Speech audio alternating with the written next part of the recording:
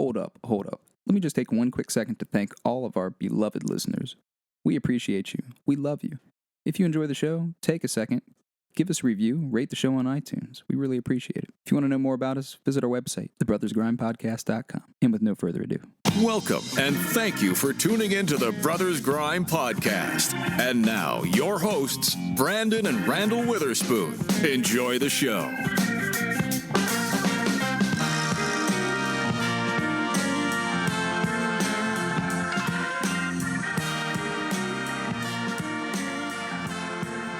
Emotions are crazy. Yeah, my emotions in general, yeah. That's another intangible thing that's like, that controls our lives pretty much. Yeah. Which again is fascinating. Indeed. Which again bolsters your point about how stuff is not important. Oh, yeah. Because stuff can't control you like your emotions can and things like that, you know? And it's, yeah. Yeah, and it's really oftentimes exploited and used as a tool to control people. Emotions, yes. right? Very true. Obviously. Manipulation. Yes.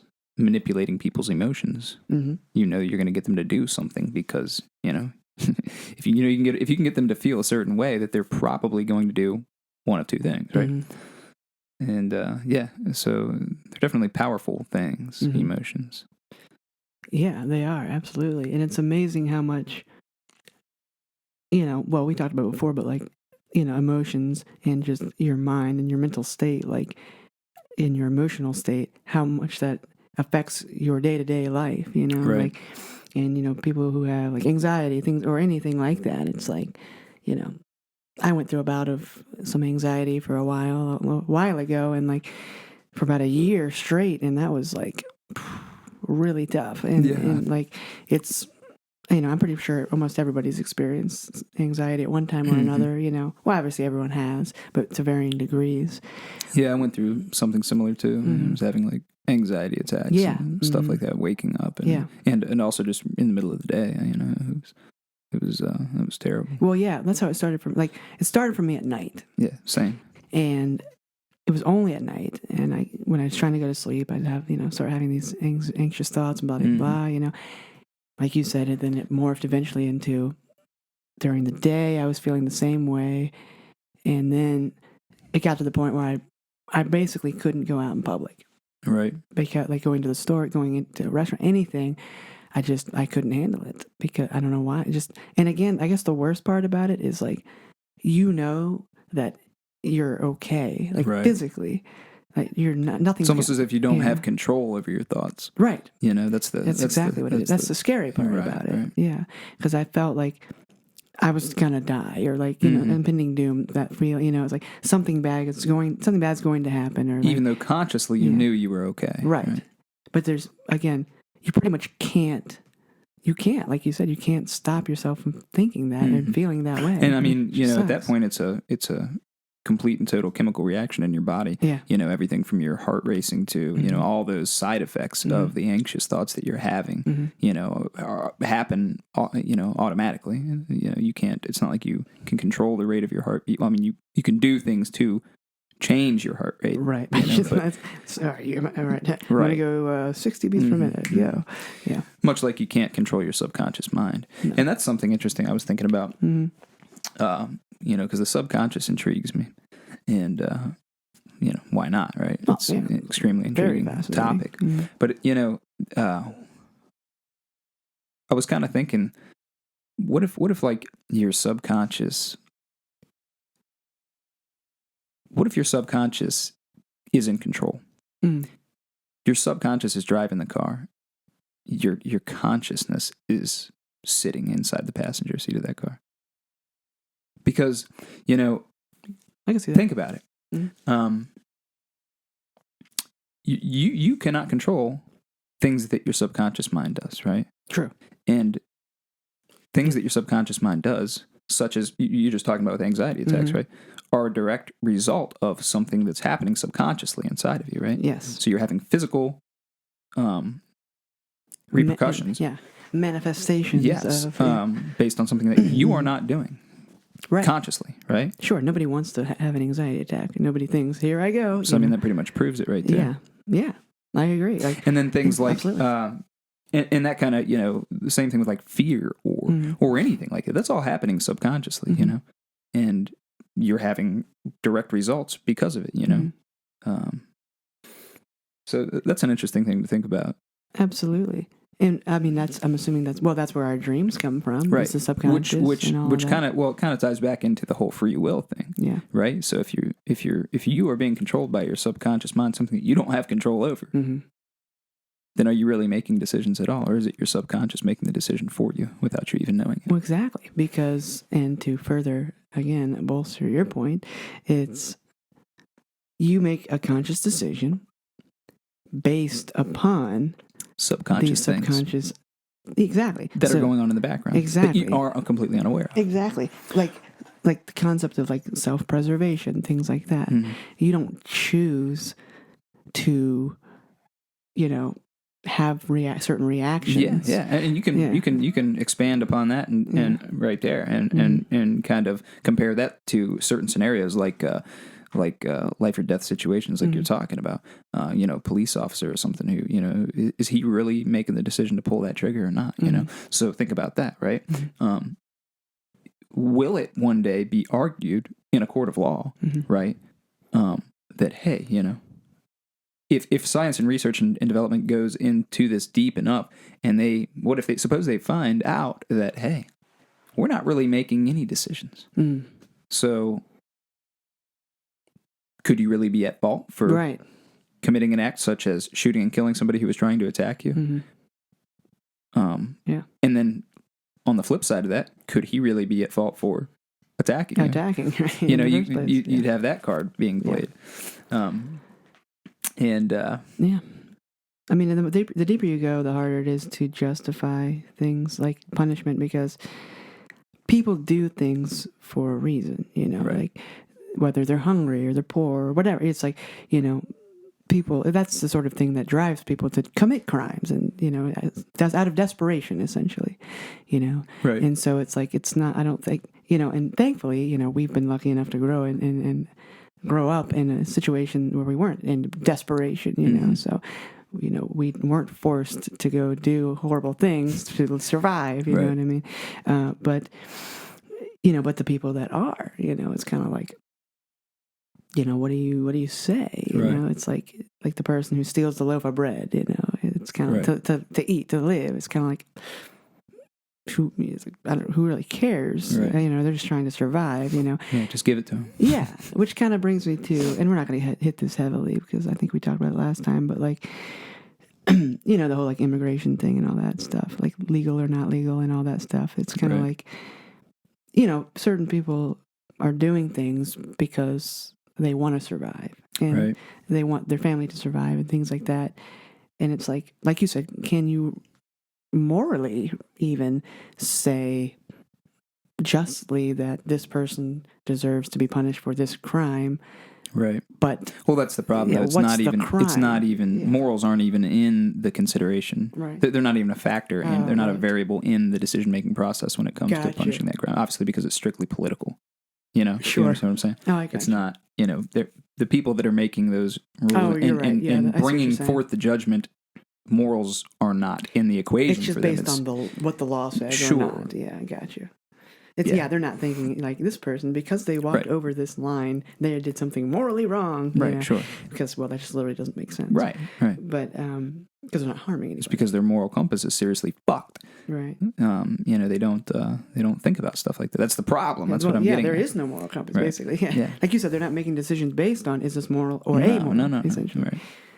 And it's just, what does the law say, or what is it, specifically, and what is allowed and what is not allowed in this system of rules. Yeah, well, maybe you need to think about changing the system of rules then if they were not established with morals considered, right? I agree. Yeah, absolutely. I mean, why we're doing this? Because it's the fucking law. Well, then you need to change your fucking law. Why then, is it the piece law? Of shit. Right. Why is it the law? There you go. I think that's, I don't know. That question sums up the way we think pretty much. I'd say like in school and everywhere where there's been authority figures in our lives, it's like we just ask why. We just keep asking why. Yeah. Well, so here's something I want to lay on you. Yeah. I just actually shared this to our Facebook today. Posted it to our account. Thank you for telling me, because I did not see it. Well, you'll see it, and you won't even need to see it now because I'm going to tell you. But it's a saying that goes, oh shit, what? How does it go? I don't know. I didn't see the post. It's tradition is just peer pressure from dead people. Yeah, and I love perfect. That's amazing. I love it. It's true. It's Codify the laws of tradition. Yeah, it's the second time we reference that. It's a great song. By the way, that's a Primus song. For those of you who don't know, check it out. It's great stuff. I had a thought the other day that I shared with somebody that I told them I was going to share with you. Yeah. Whoa. And I forgot to tell you, but I told this person. Anyway, I was like took a shower, and I was like, whatever, get out of the shower, and this thought just popped into my head. Mm-hmm. And I was like, had nothing to do with the shower. I don't know why I said that. But anyway, I'm just telling you, giving you context is what I was thinking about. Sure. And I thought, and I almost texted it to you, but I was like, this will make more sense in person.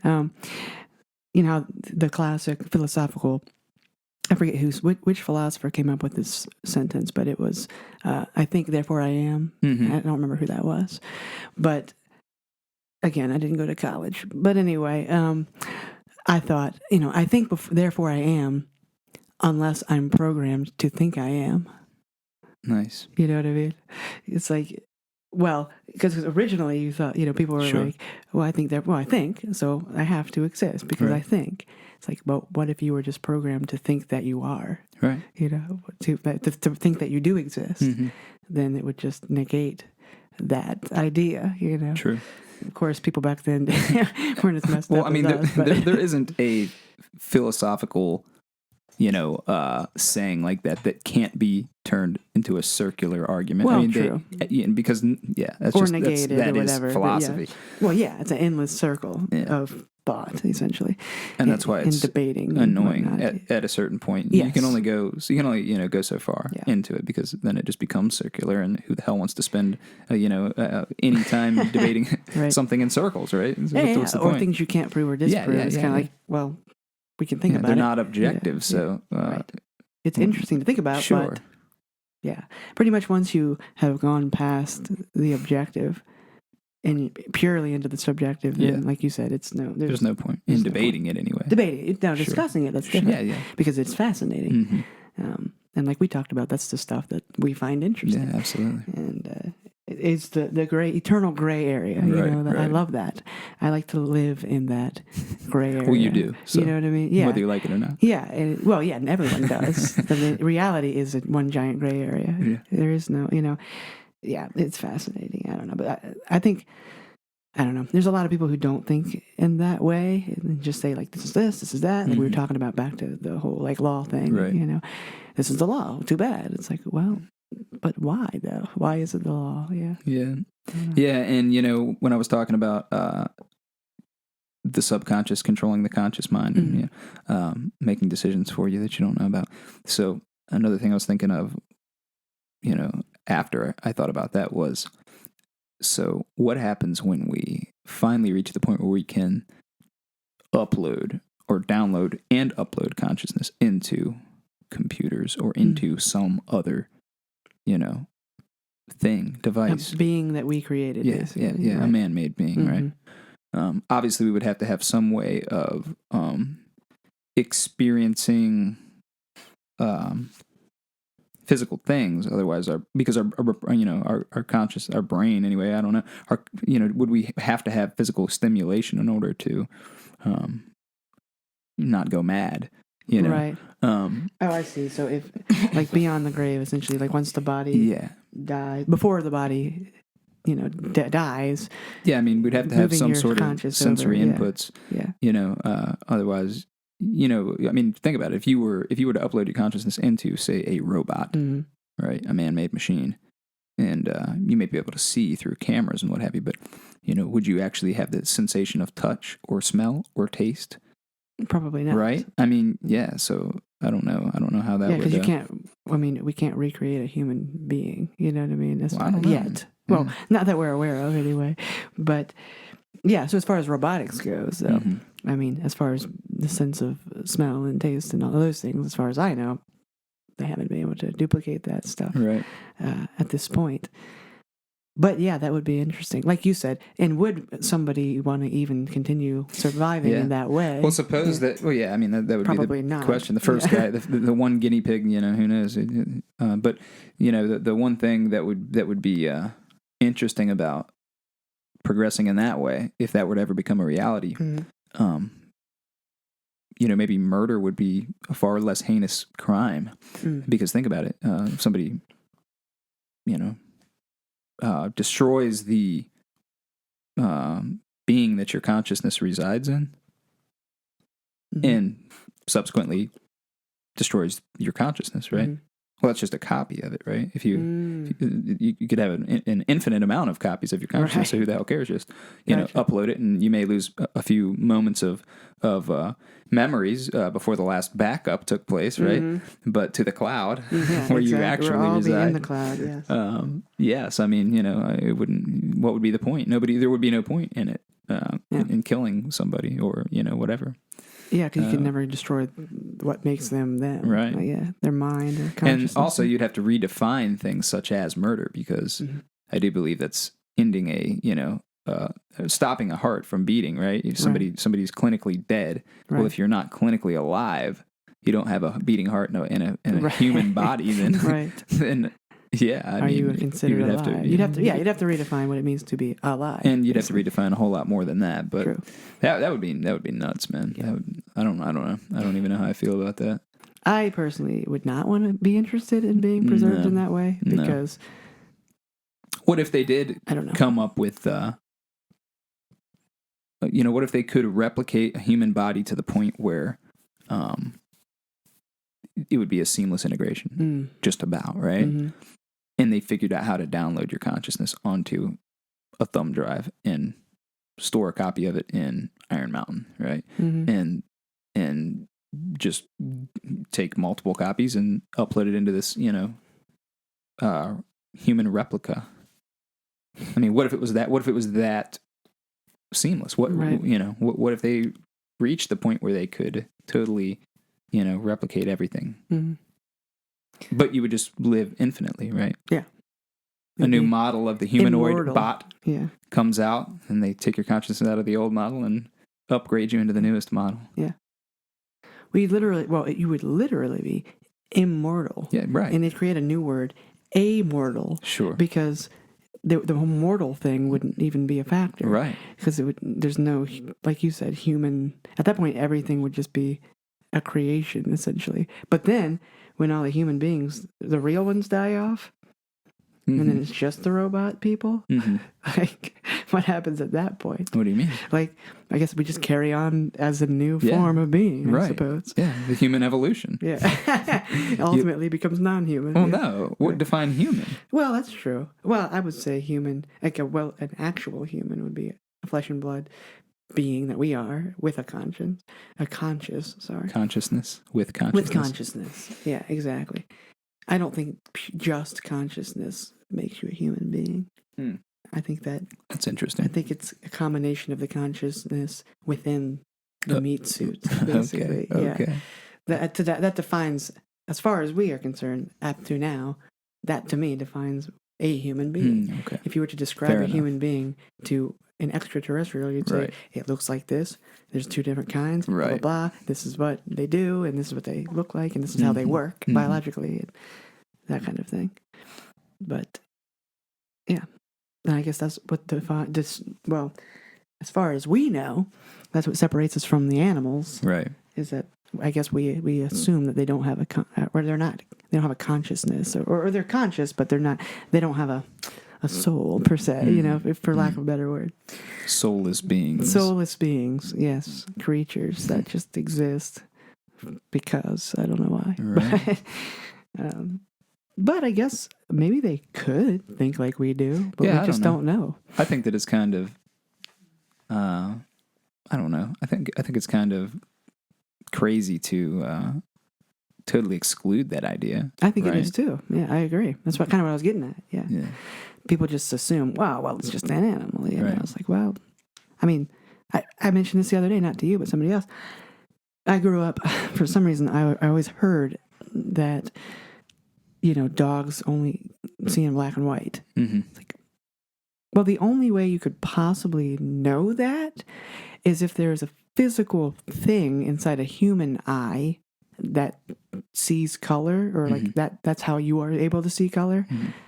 And like a dog doesn't have that. Right. Like, then you could maybe say, and you still 100% couldn't say, but you'd say most likely they don't see color because they lack this thing. Right. Now, I've never researched it enough to know. Right. But as far as I know, like, I don't know how anyone can say, if it's not a physiological thing.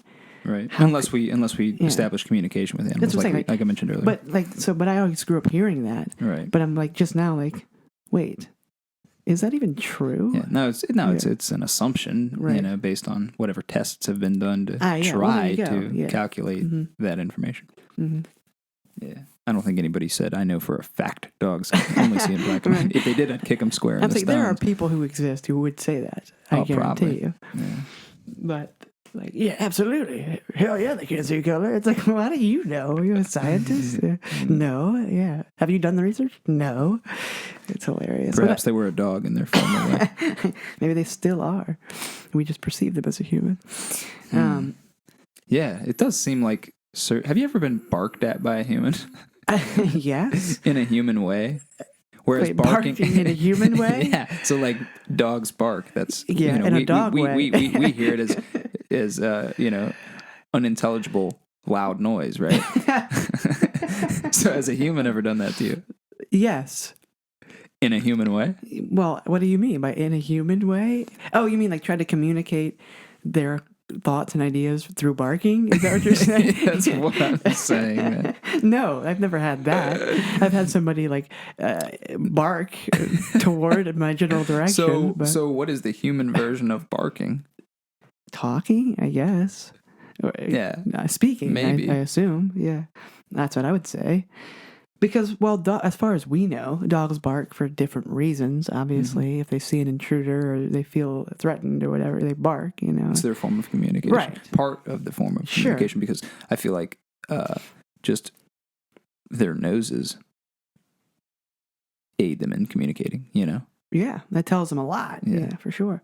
They gain a lot of information through the sense of smell. Absolutely. And based upon that information, they bark and try to communicate as best as they can. I was talking when I was talking about the human version of barking. Like, there is a term. You don't have to bark at me like that, right? So right. Like, and it's like a negative thing. Yeah. Okay. So like, being barked at by a human in those terms would be like somebody, screaming at you or whatever. But gotcha. You said maybe he still is a dog. We just perceive him as a human, which made me think about that. Mm-hmm. So like I, not too long ago was barked at by a human, right? Mm-hmm. And that same thought entered my mind because I thought about it while I was ignoring what he was barking, but I thought I'm being barked at right now. Yeah. And then that same thought entered my mind. I was like, you are a dog. Mm-hmm. That is what you are. In this moment, you look like you a human, are a dog. but I know that you're a dog. Yes. Man. Because you're sitting there barking at me. Yes. Like a dog would bark at another dog. And it's like the old I saying. Can't understand what you're saying to me right now. Like a dog barks at a bog. Classic. Frog and a log, dog and a bog. Bark and a hog and a wog and a frog. I don't Classic tale. But it was just funny. It's a classic Aesop's fable. I don't like when people bark at me. No, neither do I. It's not enjoyable to be barked at by a human being, whether they're literally barking or they're yelling at you. Oh my God. Why do people yell at people anyway? That's a weird thing to me too. It's another emotional consequence of having emotions. Yeah, I guess. It's anger. Yeah, it is. Mm-hmm. I don't know. It's strange though. It's weird that we haven't progressed beyond that point to me, where you're like, okay, I'm just going to make my voice louder in hopes that you will then think like I'm thinking. You know what I mean? Like, I don't know. It's weird. You know what really gets me is when I'm sure you've observed this happening before, but say you have two people standing in front of each other, and they both speak a different language. Neither one of them can understand each other. Mm-hmm. So what do they do to try to correct that issue? Talk louder And louder. and slower. And louder. Yeah. Until they're yelling at the other person, as if that's going to help them understand the foreign language that You're they right. don't understand. You're still speaking the language that they don't It know. cracks me up. I've seen it happen 1,000 times. Oh, yeah. On the job site. Oh, yeah. Where is the boom lift? Yeah, exactly. Well, I'm listening. Exactly. No, it's true. Either you know the language or you don't. Yeah, saying it louder doesn't And make it's- anything better. Once again, it's a result of emotions, anger. They're becoming frustrated because the person doesn't. They Yes. can't communicate, and so Right. the result, just like the same thing when you're frustrated and you become angry with somebody, you raise your voice to release endorphins, I guess. I'm sure. I'm pretty most sure. likely. I mean, well, yeah. I mean, anytime you do something such as lash out and anger, if you Mm-hmm. get mad and you punch a hole in the wall, you're relieving some of that tension or whatever. Right. Although I will say, and it makes sense to me, but Mindfield. Have you ever watched that show? It's a YouTube show. I've heard of it, but I've never It's watched it. Vsauce. Okay, yeah. Michael, whatever Michael his name here, is. yeah. Yeah. Vsauce, Michael here. Yeah. I don't know his last name, but yeah, really cool guy. Cool show. So one of his episodes, I got on like a kick of watching it for a while. I haven't seen it in a while, but still in season 1, I think is the episode, or where the episode is located. But they basically did a series of tests and studied anger, right? And kind of how they did it was they basically had some people that were unaware that they were being tested, and they made them angry. I won't give away the whole episode, but, Sure. or I might. I don't know. We'll see. But yeah, so they royally pissed these people off. Yeah. At nobody. Which is the right so term. they had they said that, okay, we're gonna I forget what they were grading. They were like grading somebody else's test. We're gonna have you grade this person's test, and comments on it and whatever, And this is the person that's grading your test. And they had a picture of this guy, right? And so really, it was Michael or whoever was writing all this obscene stuff and just really mean things and all this, specific to each person, So Insulting them, there was a woman of color in there, and so he was writing racist remarks and just all kinds of crazy stuff that was pissing that woman off individually. Sure. So they got them all pissed off at this imaginary person, right? And then they took they had a large group of people. They did this with four people at least or something like that. And I think two of the people or half of the group went in and was able to relieve their anger, quote unquote, by they just took them in a room and just let them destroy whatever they wanted to smash. They were breaking things with crowbars and just going Right. insane, right? And then the other half of the people, they had them just sit there and reflect on it alone. Just think about it, right? Work it out in your mind. So then the second half of this test, they had a they put the people who were able to smash things to supposedly relieve all of their anger and frustration. They put them down in front of this machine and said, okay, you're playing a game with this imaginary person that you're pissed off with. He's in the other room, right? And whenever the light turns green, you hit the button. If you hit it first, you win that round, and you'll be able to press this button and administer a shock to that person. And they put something on their wrist, right? And they were hooked them up with this machine. And they're and over here's a dial you can change the intensity of the shock from 0 to 10 or whatever, right? And so the people who,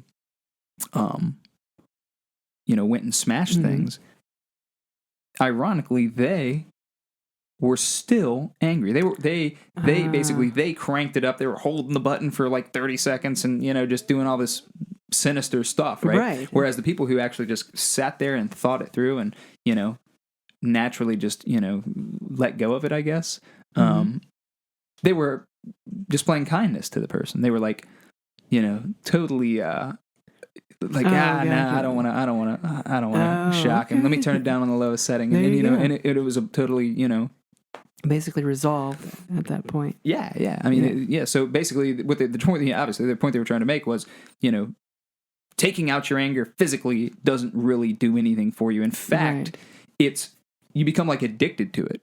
So it's like you want more of it, you know. It's like a high, right? Yeah. Like you smashed it. You didn't really release anything. You just are fueling yourself to vent, And so it's actually unhealthy, is what they're getting at. Sure. Really, so that's great. Yeah. But it was a really interesting test to watch and see how people reacted. That's interesting. But yeah, totally cool show. Minefield. You should definitely watch it. That's very fascinating. They do all kinds of cool stuff. That was just one thing, but stuff like that, yeah, really cool. Yeah, that sounds great. I would love to check that. I will check that out. Yeah, definitely. Yeah, that makes perfect sense to me. When you sit down and if you can reason through something, or you sit down and talk with the person, it's like, then whatever. Usually things get resolved. Yeah, exactly. Because even that's why they say if you're angry with somebody, go and talk to that person instead of talking to somebody else. Yeah, sure. About that person, because that's going to make you reinforce the way you feel at that moment, basically. Whereas, you might not feel that way if you actually talk to the person, of course. Confront the person about whatever. Communication. Yeah, communication, exactly. But anyway, to go way back, I had this thought, and I didn't mention it when you were talking about the subconscious. Yeah. And dreaming, obviously that's all our subconscious at play, dreaming, And one time I remember you had told me that in your dreams that you, maybe not always, but at least sometimes, have the ability to basically control what's happening in the dream. Yeah, it's referred to as a lucid dream, and I have had have had those experiences a few times. Yes. Not many. And I have never had that, but for a while, and it doesn't really happen much anymore, but the only dreams I would ever have were of being chased or attacked, or there was some stressful situation. Right. But there's nothing I could do about it. But you had expressed to me that when you have those dreams, you can fight back, or you can get away. I have been able to do that a few times. Okay, gotcha. 97% of the time I've dream like you're describing. Okay, but got you. There has been a few times where I was actually able to realize that I was dreaming, but not wake up, right, and continue to navigate my dream as if I were actually there. That's crazy. Physically, I've never been able to do that. It's pretty wild. That sounds cool. Yep. Yeah, actually, there's actually an entire community of people dedicated to inducing said lucid dreams. Wow. Yeah, and I just know of them. I've never been there, participated, or anything, but I know there's thousands of groups of people who there's websites and whole communities dedicated to sharing their experiences and how they were able to there's people that claim to always have lucid dreams every single time they sleep and dream and just crazy stuff like that because of certain things that they're doing prior to sleeping and all kinds. Pretty wild. So if you're interested in pursuing that, you could always seek out one of those groups and gain some information. Learn. Now, go full lucid on. There you go. I have heard that when you have stressful dreams, it usually means that you have to pee. And your body's just trying to wake you up because you have to pee. Could be. And then I know, because, and I've also heard that you dream mainly just in your last little bit of right before you wake up, or whatever, which is why it always seems like, I just got to sleep and then I woke up. It's just because you're only recalling that dream.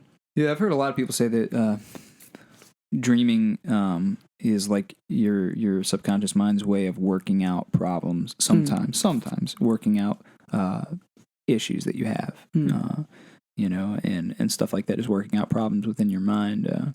And I don't know. I feel like that could be true. Sometimes I don't think that that's always what's happening when you're dreaming. Certainly, I don't think so. I've had so many bizarre dreams that don't make any sense at all. Or and just there's certainly that's the other thing. It's like some people try to argue that your dreams are just a collection of your memories and data that you've taken. I don't think that's true, because I've had dreams and have dreams all the time, and none of which the contents of the dreams were memories of any kind for me, right? Just crazy stuff. So I don't really buy that idea either.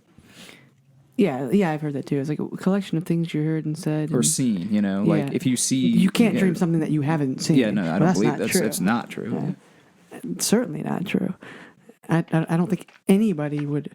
Anyone I know has dreamed something that they've never witnessed before. Well, it's like, it's almost denying the existence of imagination, right? Right. Well, that's true. You're right. You can imagine things that you haven't seen, of course. That's you can true. imagine anything. That's how do you people think, invent things. Exactly. Yeah. So where do you think creation comes from? Yeah. Invention, creativity, imagination, all playing a role. Absolutely. And to jump off the dream thing, just briefly, well, hopefully for the rest of the episode. But anyway, I was having a conversation with somebody the other day about, and we don't have to go on this long, but deja vu, and how like nobody knows like what it is, or they might know what it is, but they don't know like why it happens. Mm-hmm. Like, at least to my knowledge. And I was speculating, like, what if, like, you, possibly in your dreams, have been in this you situation. flash, you literally get, like, basically, like, a vision of the future. Like, and then you live it. And that's why you feel like, you know what, I've definitely been here before. I've been in this moment before. It's like, could very well be. Maybe you literally have been in that moment, but not literally, but like mentally have been. You know, you dreamed it and you lived it in your dream. And then in the future, you actually live it in reality, you know? Yeah. That's such a fascinating thing to me, deja vu. It's like the most fascinating thing to me. Yeah. I don't know why. Like, because it's just so It happens to me all the time, uncanny. man. It's just, there's no other thing like it in the world. Like, it is weird. It is incredible. But anyway, I love when it happens. I heard something about like how before you're consciously aware of something happening, your brain is aware of it first on a subconscious level. So like, interesting. I'm looking at you, I'm talking to you, I'm listening to you speak. Mm-hmm. So I've heard it theorized that there could be a very, very slight delay in processing the information in your brain, right? So you've taken it in your mind, or you know, and your subconscious has deciphered it and has accepted it, and then by the time it's translated to you awarely, you know, consciously, then that's why it happens. I've heard that theorized, so like that could be a latency in consciousness. Right. Fascinating. Could be due to who knows what. Being sedated too many times. In my case, yes. But yeah, that's a really interesting point because, like perhaps what I'm saying, because if you think about it, like if you want to say a word, you say it immediately. Like everything we're saying. Well, that's what I'm saying. So if you put it on reverse and on the output side, right? Like obviously everything that I'm saying to you has already been processed and is ready to go before it leaves my mouth, right? Right. So on the same side, right, you would imagine it would be the same way taking information in, right? Before you're aware of what, you know, before you make sense of anything, before it's decoded, you know, so think about it the other way. Obviously, you know, it's not like I'm, you know, and it happens so fast, right? Yeah. It's pretty crazy, man. That's very fascinating. Yeah. I mean, it almost has to be that way. Yeah. If you think about it. Yeah, well, of course. I mean, your mind has to process it. Your brain has to. This is like the physiological. Otherwise, it'd be like an out-of-date computer sitting there grinding and grinding and grinding. Yeah. Exactly. So who's giving us the software updates? That's what I want to know. I don't know. They got killer virus protection, at least for me. I've been. Yeah, you've been pretty good your whole life. It screwed the pooch out in this guy over here. I don't know what happened. I took McAfee over there. Yeah, exactly. Norton antivirus. Yeah, they tried to save a couple of pennies. And, free trial expired. Here I am. Yeah. Oh, God. And that's the end of this episode. If you guys enjoyed it, leave us a review, rate the show on iTunes. If you want to know more about us, visit our website, brothersgrindpodcast.com. Thanks again for listening. We love you. Fuck.